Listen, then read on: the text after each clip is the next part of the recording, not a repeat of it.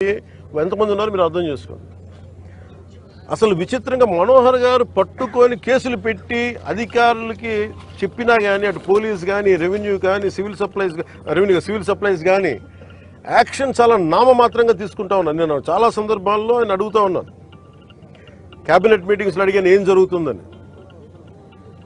నేను ఒకటే ఏం చెప్పానంటే, ఇందాక మన మనోహర్ గారికి వీళ్ళకి మనం ఏ యాక్షన్ కనుక మనం ముందుకు తీసుకెళ్ళకపోతే వీళ్ళు ఇన్ని మాటలు చెప్పి దీన్ని ఏమి ముందుకు తీసుకెళ్ళలేదేంటి అన్న అపవాదం మనందరి మీద ఉంటుంది. మన ఇంటెన్షన్ వేరు, జరుగుతుంది వేరు, మన యాక్షన్స్ దాని కాన్సిక్వెన్సెస్ సరిగ్గా వీళ్ళు సహకరించట్లేదు. ఇది ప్రజల దృష్టిలో పెట్టాలి. ఇది నిన్న ఢిల్లీ నుంచి వచ్చి అసలు యాక్చువల్లీ ఈరోజు నాకు ఈ ప్రోగ్రాం లేదు. నాకు ఈ రోజున నిన్న రాత్రి స్టెల్లా అనే షిప్లో ఇన్ని 100 టన్నులు పట్టుకున్నారు, పనామాకు సంబంధించిన స్టెల్లా అనే షిప్లో. అలాగే ఇక్కడ దాదాపు 1060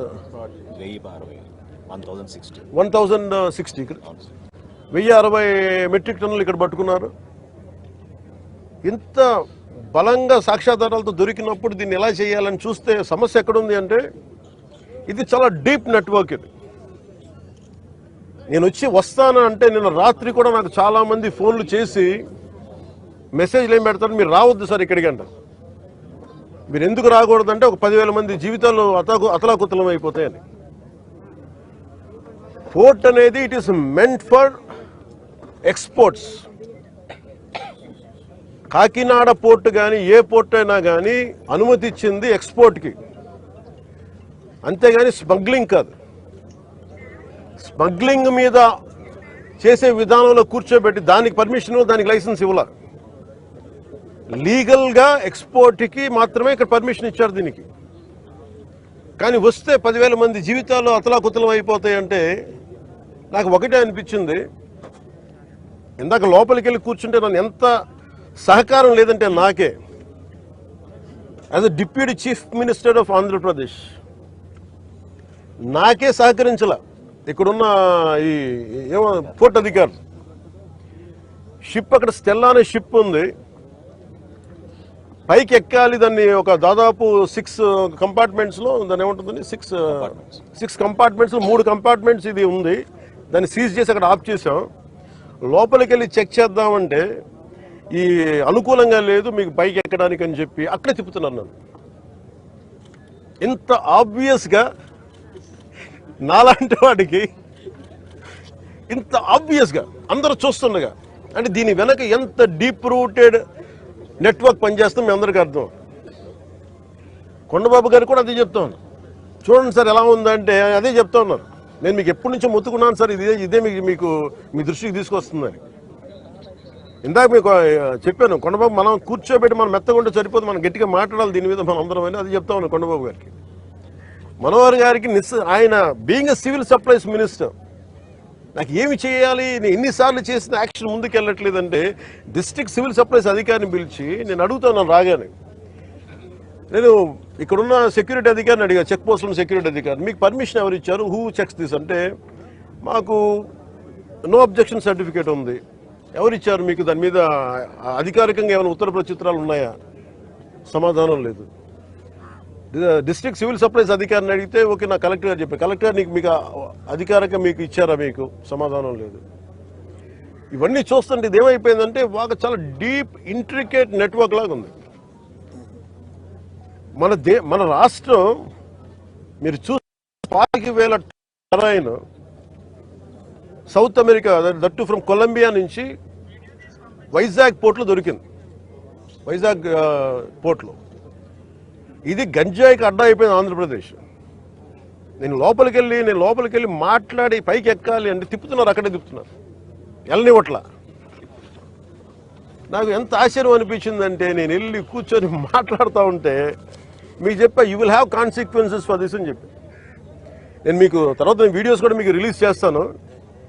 లేదు సార్ మీకు రఫ్ సీ ఉంది, మీరు వెళ్ళటానికి లేదంటే, నేను చెన్నై నుంచి వచ్చాను. నేను రఫ్ సీజ్ నాకు నా ఫ్రెండ్స్ సీమెన్స్ చాలామంది ఉండేవాళ్ళు, చాలామంది స్నేహితులు నాకు మద్రాస్ పోర్ట్లో పనిచేసేవాళ్ళు. ఎప్పుడు సరదాగా తీసుకెళ్తే అలలు పడవలోకి వచ్చి మనకి టగ్ బోట్స్లోకి వచ్చి ఇంకా ఇలాంటి బోట్లోకి వచ్చి కొట్టే సమయంలో నన్ను తీసుకెళ్లేవాళ్ళు సీమెన్. నాకు చాలా ఆశ్చర్యం అనిపించింది.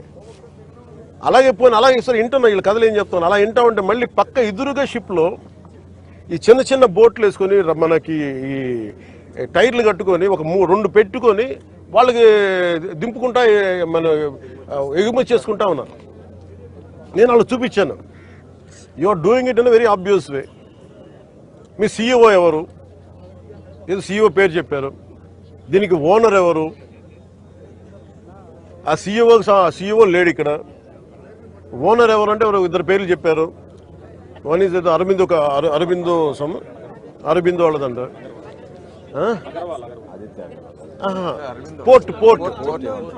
పోర్ట్ ఎవరి కంట్రోల్లో ఉంది?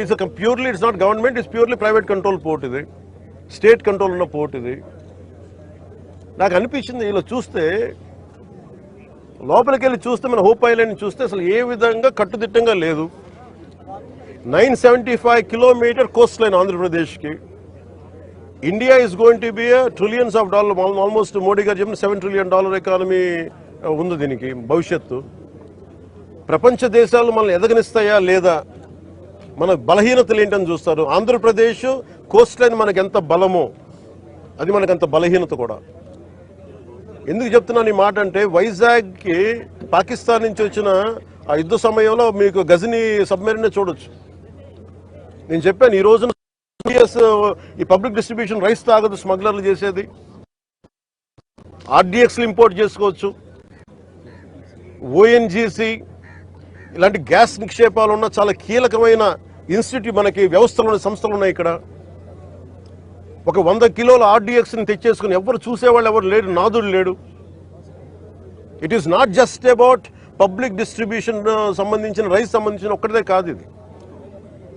సో మ్యారిటైమ్ సెక్యూరిటీ ఇష్యూస్ కూడా ఉన్నాయి దీనికి. మ్యారిటైమ్ సెక్యూరిటీ ఎక్కడుంది? మ్యారిటైమ్ పోలీసింగ్ ఎక్కడుంది? ఈ పోర్టు ఫ్రీ ఫర్ ఆల్ అయిపోయింది.